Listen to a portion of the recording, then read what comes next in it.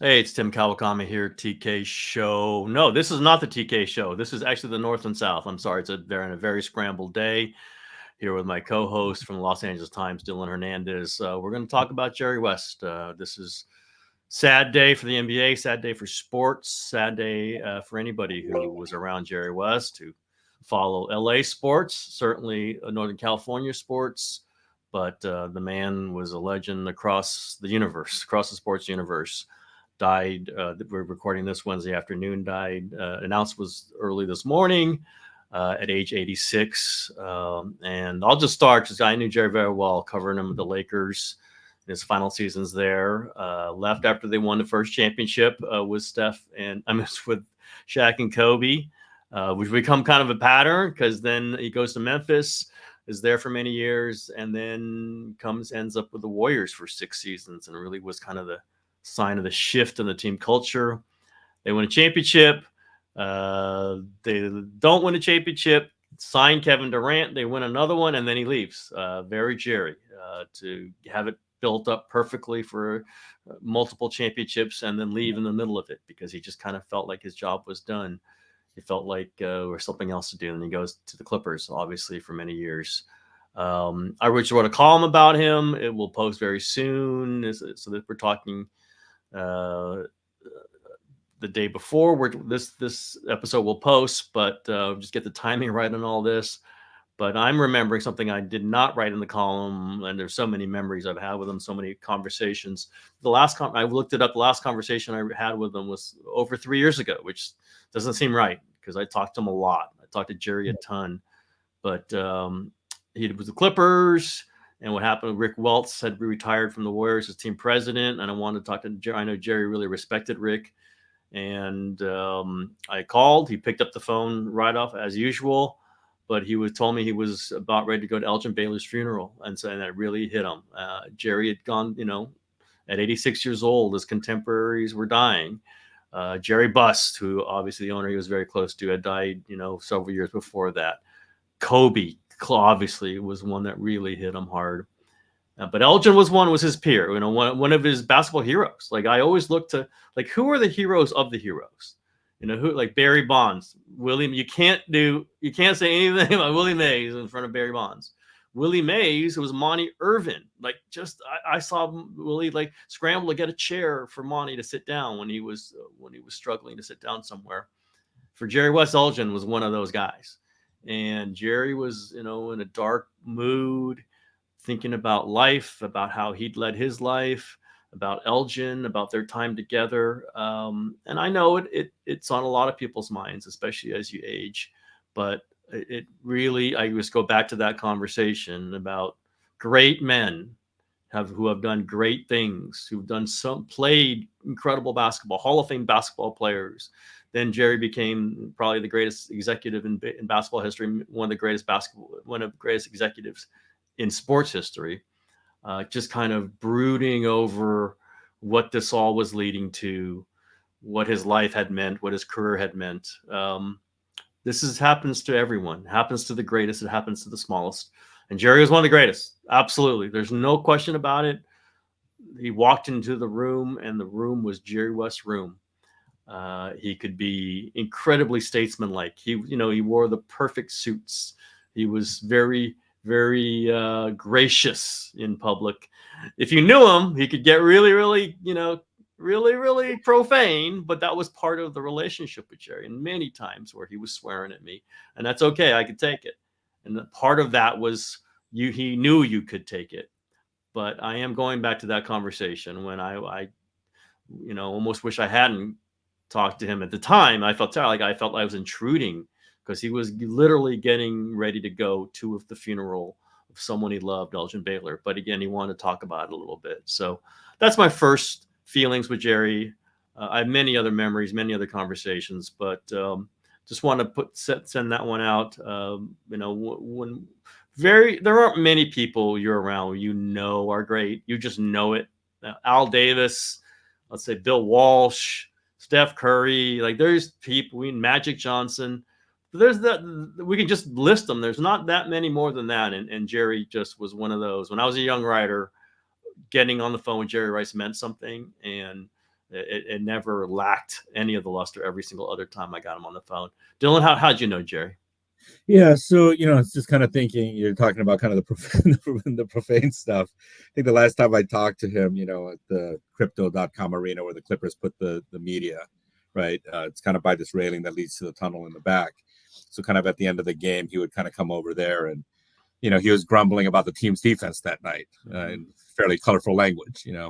What I kind of remember, I guess, one of the earlier conversations that I had with him, I mentioned to him that he was my dad's favorite player, and he was just so nice about it, right? I mean, he asked questions about my dad. I'm sure he, what importance is this to him? And here in Los Angeles, I think we kind of have these sports figures that have kind of taken on these like saintly, characteristics over time and are viewed by the public that way. I think when you look at the some of these guys in town, you think of Vince Scully, you think of John Wooden, you think of Sandy Koufax, and to me, Jerry West was one of those guys, right? You couldn't, I think even the people that kind of again knew the more colorful side of Jerry West, you couldn't say a bad thing around him, right? I mean, so much to the point where when that HBO show came out, Winning Time. I mean, I knew people, right, in that, it was funny because everybody in a baseball press box was watching that show, thought it was a good show. I enjoyed the show, but you kind of go into these NBA circles and it was like, well, you know what, we're right. I know people, writers. I wouldn't watch it. I wouldn't watch it. I wouldn't watch it. There were people that didn't watch it out of solidarity, with, and I just remember after that first episode ran, I think the first like 2 or 3 Clipper games after that, Jerry West always used to sit kind of behind one of the baskets there. He didn't show up and his absence was noted, and I think, again, that made people more upset, about what, the way that show had depicted him. So, yeah, I think it's one of those, kind of, right. They don't make them like that anymore. Right. Vince gone, right. Wooden's gone, Koufax is probably the last guy left of, kind of that era of sports figures. Here's the other thing about Jerry. Not only was he that guy, and he was that guy as a player, obviously one of the greatest, 10 greatest players of all time, maybe second greatest shooting guard of all time by Michael Jordan. So, whatever the rankings are, he's there. And, so many great battles with Bill Russell, so many great moments as a player. But he also was the executive who acquired Kobe Bryant. Another one of those guys. Like when you're naming those players, I was thinking, who the modern equivalent of that is? Kobe Bryant, who is untouchable in Los Angeles, who is a monumental figure in the sports world. And Jerry, one of the monumental people in the sports figure, was the executive who acquired Kobe Bryant, who had the genius to do when other teams would not draft him. And that legendary workout, he brought Raymond Ritter, the old Lakers assistant PR guy, now Warriors top PR guy, to watch Kobe Bryant, do like a 20-minute workout, and Jerry gets out and go, that's who I'm taking. He's going to be incredible. That's that rare magic, that whatever that is, that the ability to analyze and decipher that this is something special, that the man acquired Shaquille O'Neal and Kobe Bryant in the same summer, within a matter of like a week and a half. This is something only legends do. He did it. He did it time and again. He also obviously in on the Warriors signing Kevin Durant. He's also in on the Warriors drafting Clay. Like so many of these things that would be career making for any executive was done by one of the greatest players of all time. And he also did them. He stacked them up. He was the guy who drove the Memphis to draft Paul Gasol. There's just so many of these things. Obviously, help building up of the Lakers. Obviously Showtime era. He wasn't at the start. He was part of the franchise at the start of it, but he was really part of it after they drafted Magic. The drafting of Worthy and all these other things. Byron Scott. This guy is like, we're not going to see anything like this ever again. We're just not. The level of kind of instinct and cunning and tenacity and creativity and adjusting to the times. There wasn't never a signing like Shaquille O'Neal in the history of the league before he signed Shaquille O'Neal. Like there are just the moves ahead of the moves. I think that's what Jerry taught me when I was covering them. And the way I cover teams now, you can't just make a move and then decide what your next move is going to be. You have to know what the next move is going to be made 3 moves before you make it. You can't just go, okay, we did this, and now what do we do? Oh, we did this move because it's going to change this to happen to cause this move, and then we're going to do that third move. And West didn't make the perfect move every single time. I don't think he would ever claim that, but he made more great ones than anybody we're ever going to see.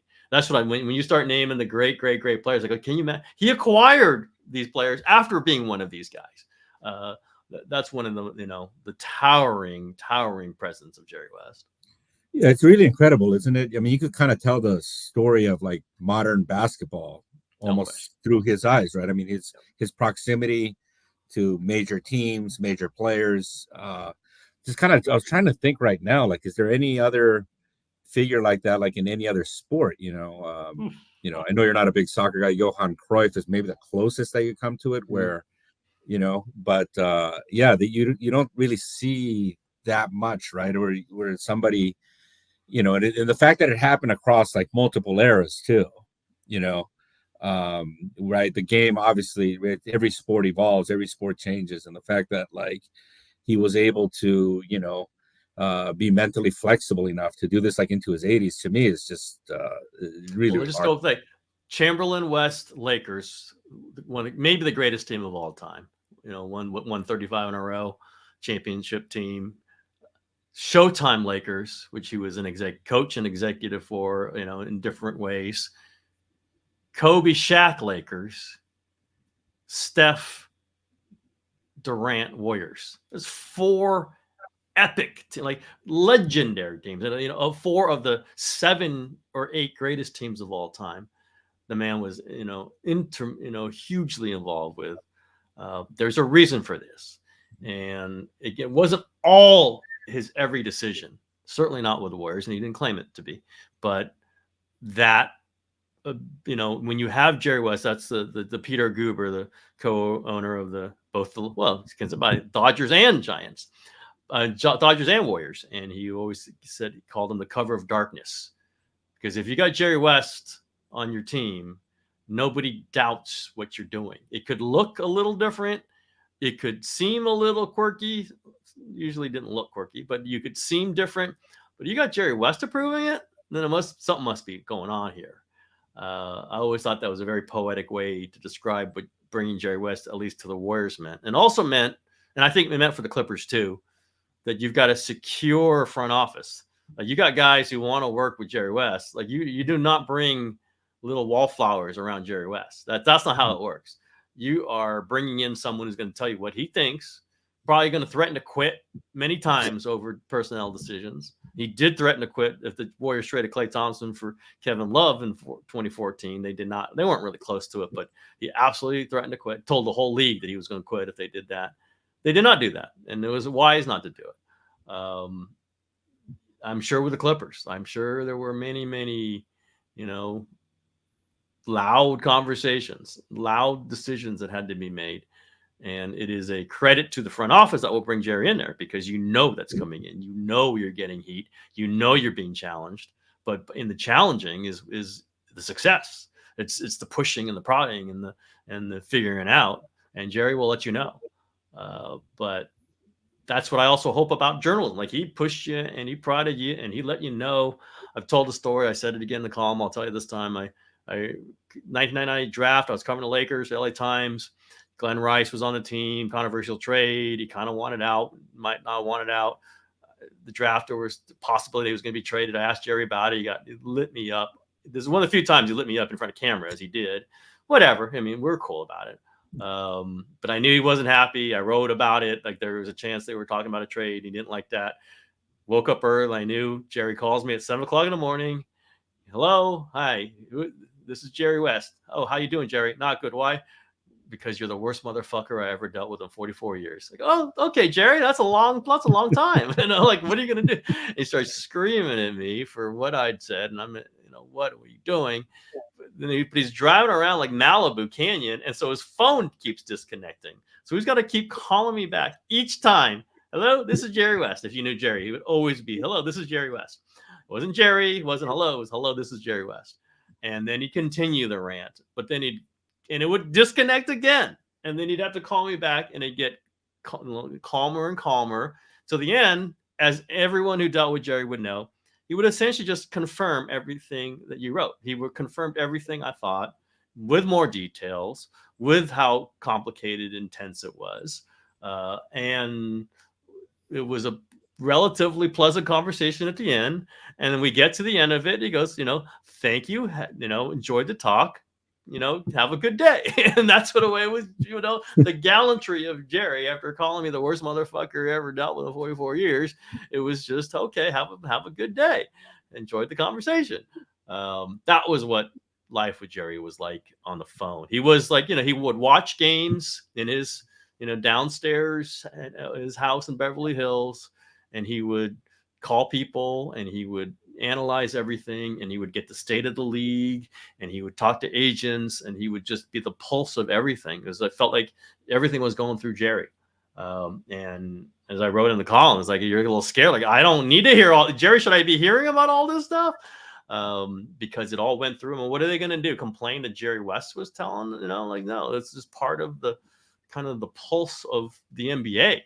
And it was a pleasure, beyond a pleasure, just to be part of that, to be kind of in tune with what I call the soul of the league. And I don't know if there's any replacing that for this league. Like, Jerry would, remember they investigated him. Remember those comments for Kawhi Leonard supposedly representing whatever, and like they were never going to. They don't do that to Jerry because you're Jerry West. Like, you take a call, whatever, someone records you. Like, what are you supposed to do? Not be Jerry West and not take these calls? I think in some ways he was even higher than a commissioner. He was who held the entire league accountable in a lot of ways. Not morally, not spirit, whatever. Just you want to do right by Jerry West because this is the league. The league is the logo, is Jerry West, which, as we know, he was a silhouette of the logo. And it hits a lot of people hard. And you're right. I'd forgotten about that stupid TV show, and I refused to watch it when I heard that they made him into a cartoon character. Like, there's certain people you can make it into a cartoon character, and there's certain people, if you make him a cartoon character, then you've totally missed the point. You've missed the point of the entire thing. I'm not saying it's a bad show. I'm just saying I could not watch a show that made Jerry West into a cartoon character. And like, you make Lasorda into a cartoon character, yeah. You make some other people cartoon characters. If you miss that about Jerry, if you miss his dignity, if you miss his like inside ethics, then you don't get him at all. Then you don't get the whole Laker thing. Yeah, and that's kind of the unfortunate part now, is that he passed away kind of before, there was any kind of reconciliation, right, with the Lakers. He's been I don't think there was going to be, Dylan. I don't think there was going to be. Yeah, I mean, it got bad at the end, right? Yeah. And that's kind of and you kind of talk about, why they might not have wanted him back, and you're just talking about all the accountability and stuff, and certainly that organization has kind of lacked that since, right? I mean, you look at kind of the two big events that have kind of led to the Lakers turning into what they've become now. It's the passing of Jerry Buss and the departure of Jerry West. I think those two things still they've kind of lost their way, and it's hard to, like you said, right, you can't replace people like this. Rob Pelinka is not going to be that guy. No. Yeah. That is, so that's kind of the. Funny, I was talking, again, I was thinking about things we could have talked about this week, obviously before Jerry died. And I was thinking, Dan Hurley turning down the Lakers, where should they go? I was thinking they should hire Brad Stevens. They just throw a $40 million a year deal, whatever, because that's what they need. They need that vision. it's the Jerry West vision to restart. And it's not Rob Pelinka. When you saying Pelinka, it just triggered that in my head. Yeah. That's how it starts. It doesn't start by Rob Pelinka hiring a great coach, because a great coach isn't coming. It's hiring the guy who can get the great coach to believe that this is the principles that I want to exist in. And there's, for whatever reason, and when you said that, he was never, that was never going to be reconciled. That's an old family squabble. Yeah. That's an old thing that just once it crossed, it was never coming back. And petty shots here and there, petty comments here and there. It's sad, but he took the Clippers for a big reason because he wanted to beat the Lakers. Right. And that was part of going to the Warriors too. He wanted to beat the Lakers, and he did beat the Lakers. But that's the competitive streak in Jerry too. I'm not saying the Lakers are completely, their fault in this. I think it's mostly the Lakers' fault. But Jerry's got he's got some vindictive, that's like, what's his competitors? This is what you are. And you feel like you're not treated right, you're going to let everyone know it. It is sad though. You're right. But when you said, I was like, there's no way it was ever going to happen though. Like it was just never, ever going to happen. And I do think, that Jerry thought that that the Lakers were behind part of that portrayal in the TV show. I don't think he's right, but I think what happened was the producers were on to tell the Jerry Buss story. It was all going to be the Jerry Buss story. So to make it a Jerry Buss story, they had to cut corners on other characterizations. And one of the main ones they did was Jerry West. That's my guess of it, just kind of knowing how these things work. GD Buss isn't in there doing scripts, right? She's not in there. Because they the Lakers they had their own show. They had their own show. I mean, they were kind of putting the word out, right? Don't watch this thing too. So I don't think they were particularly pleased with how that came out either. No. It just is is so. I've said this before. If you didn't cover the Lakers, if you didn't know them day to day, it's hard to understand how this all happens. You had when it was going good at the Forum, it was a bunch of little offices. They all ran into each other. They ran into each other at the Forum Club, and it was all personal. It was personal issues, and it was these huge decisions, and Kobe and Shaquille and Magic and all these things. But it was done on a very personal basis. And it still kind of is. It's Jeannie Buss, Linda Rambis, Kurt Rambis, Rob Pelinka. Like it's still a little bit of a mom and pop organization. There's talk about like Dan Hurley got offered 6 years, $70 million. That's a big contract, but not what it could have been, right? If you're going for the monster contract, it's 140, right? Or what? I know it's like just here we're giving you whatever, and that's not what happened. Not 140, but people might mock me for that. But 600, 630. That's the whole Laker thing. Jerry was from that. As they kind of got more corporate in his mind, definitely after Jerry Buss died, he just felt more distance from it. And I think the Buss family wanted more distance from him. It's too bad, but he got to do the Laker thing. I think he felt fulfilled with the Memphis thing. I think he really liked Ballmer. He liked what was going on there. I think really liked Lawrence Frank, and was hoping. I don't know where they're going there with the Clippers, but one thing now that strikes me is like he did a lot of work to get Chase Center built. A lot of work for that, like the glad handing, the show up for politicians meetings, and he leaves before that ever opened, and he never went. He never went to that building, and he did. I'm sure he did a lot of work for the Clippers' new building. I'm sure of it, and he dies before that ever opens. So some guys are the pioneer. Like some guys are they build the dang thing, and they're not around for the full fruits of it because they're on to the next thing. Or they're on to another passage. And I guess that's happened with Jerry. But just a big part of my journalism life, and I think it's pretty clear, a big part of how I feel about covering things, covering executives, dealing with executives. And then the other thing about Jerry is he felt everyone should talk to the media. Like I remember one time he wrote a note to the Laker players, like, you are expected to deal with the media. Like you are expected to do this. Not everyone did. You can't really force it, but he expected that.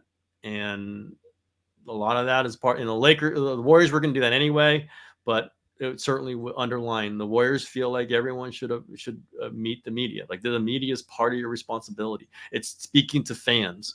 And if you hide, then obviously then you're not being straightforward with the fans, not being straightforward with anybody. So all these things, he wasn't a saint. He wasn't perfect. He made mistakes in personnel like everyone does. But there was a core part of him that I think will never be duplicated, as we said.